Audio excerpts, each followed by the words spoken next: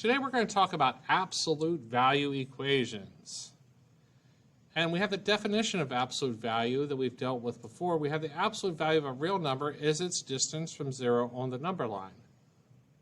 For example, the absolute value of 7 is 7 because the 7 is 7 units from 0 on the number line.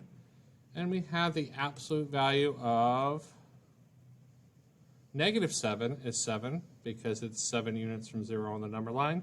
And the absolute value of 0 is 0 because it's 0 units from 0 on the number line.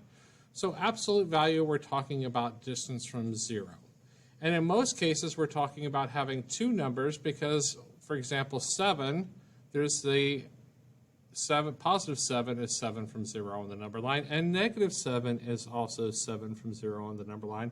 So because we have two directions on our number line, we tend to have two solutions for absolute value equations. So for example, if we're asked to solve for x, we have the absolute value of x equals 5. We're looking for what values of x will make this equation true. Well, 5 has an absolute value of 5, but also negative 5 has an absolute value of 5, so there are two possible solutions, 5 and negative 5. So we want to make sure we include both these solutions when we're asked to solve absolute value equations, that we include both 5 and negative 5. Otherwise, we have incomplete answers. And to have a complete answer, you want both solutions that will work for x. So for example, if I have 2s plus 3, and we're asked for the absolute value of 2s plus 3 equaling 5, I have the possibility that what's inside the absolute value, if what's inside the absolute value equals 5, it will work. Or if what's inside the absolute value equals negative 5, and I take the absolute value, it will also equal 5. So I'm looking for these two separate cases, because when I take the absolute value, I have two possibilities that have an absolute value of 5, because negative 5 and 5 both have an absolute value of 5. So what I'm going to do for a minute is pretend I have two small equations here. I'm going to solve for 2s plus 3 equaling positive 5, and I'm going to solve for 2s plus 3 equaling negative 5. So I solve my little equation, I subtract 3 from each side, I divide by 2, I get s as 1. Then on the other equation, I subtract 3 from each side, I divide by 2, and I get negative 4.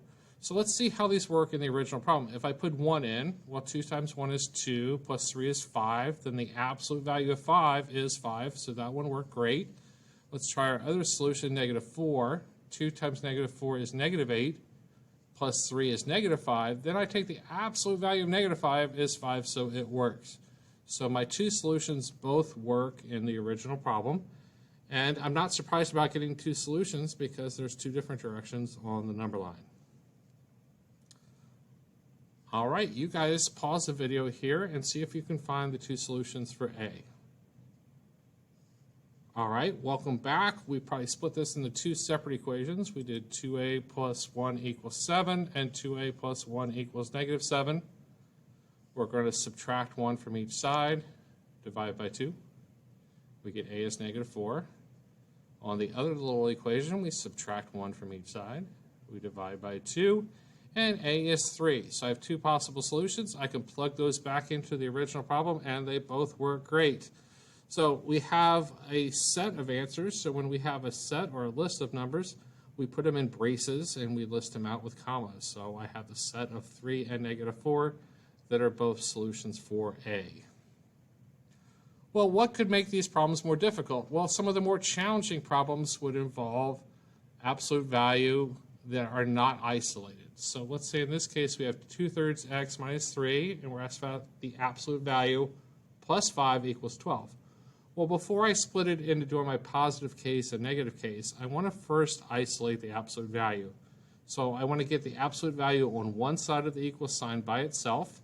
So in this case, I want to subtract 5 from each side. So to isolate the absolute value, subtract 5 from each side. Now that I have the absolute value on one side of the equal sign and a number on the other, this is when I want to split it into the positive case and negative case. So I could set up 2/3 x minus 3 equals negative 7, and 2/3 x minus 3 equals positive 7. Then I can go through and solve. I could add 3 to each side. And to get rid of a fraction in front of a variable, I'd like to multiply by the reciprocal, because any number times its inverse or times its reciprocal is 1. So the inverse or reciprocal of 2/3 is 3/2. Multiply both sides by 3/2, and I get x is -6. And then on my other one, I want to add 3 to each side. Also going to multiply by the inverse or reciprocal and get x equals 15. So my two solutions that work in the original problem are -6 and +15.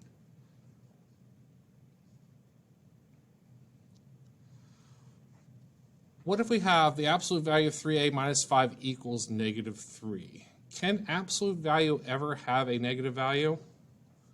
So what I'm really asking is there something for a I could put in that if I made this whole side, would it somehow negate these absolute value? Because when I pull something out of absolute value, I'm not going to get a negative number, because absolute value by definition is going to be a positive number.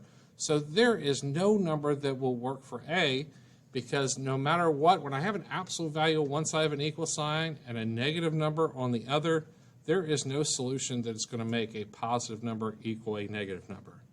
Now I would warn you, you want to first make sure that on one side you have the absolute value part isolated. There's no other numbers outside the absolute value that can be moved to the other side of the equal sign. But once you have the absolute value on one side equal to a negative number, there's no solution, because there's no value for a that is going to undo absolute value giving you a positive solution. So for example, if I have the absolute value of absolute value of x equals -6, if x were 6, the absolute value would be 6. If x were -6, the absolute value would be 6. So there's no number that we're going to be able to put in for x and have a negative answer. So therefore, absolute values can never be negative in value. Therefore, we have no solution. So that's not 0, that's empty set, the little 0 with a line through it, meaning that there is no solution that will work for x. What if your absolute value equals 0? Well, if my absolute value equals 0, I only have one case. I have a answer, but just a single answer. So I could do a minus 4 equals 0, add 4 to each side, and I get a is equal to 4. So the only time I end up with one answer or one solution is when I'm absolute value equal to 0.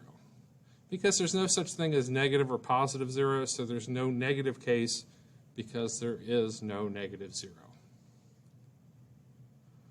All right, let's look at a word problem that would involve absolute value equations. We have the width of a machine part should be 3.75 centimeters. The manufacturing tolerance is 0.05.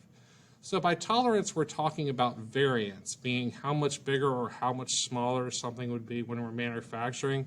So our ideal part size would be 3.75, but we know as we're making it, there might be a little bit of tolerance or variance in size as things are manufactured. So we could look at what is the greatest size allowed. Well, if my tolerance could be 0.05 larger, we would do 3.75 plus 0.5, and the greatest size would be 3.8 centimeters. What about the least size allowed? Well, I could take my 3.75, my ideal size, and subtract 0.05, and the least size allowed would be 3.7 centimeters. And this is saying that this part would work as long as it's at the greatest 3.8 or at the least 3.7, then it's within the tolerance or within the variance of what's acceptable. And if we were asked to write this as an equation, an absolute value equation, what we're really talking about is if the variable were the actual size, if we had x, we could subtract the ideal size, 3.75, and we put this in absolute value, would be equal to the tolerance, meaning the variation, the amount it's allowed to be off by. So then we have actual size minus the ideal size in absolute value equal to the tolerance.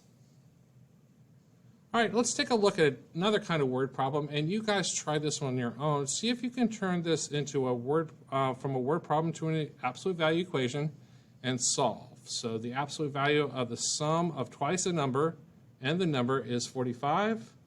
You guys solve, come on back. All right, so I would have the absolute value of 2x plus x equals 45. Then I could solve for 3x equals 45 and 3x equals negative 45 and get my two solutions of 15 and negative 15. Have a great day. OUT spells out.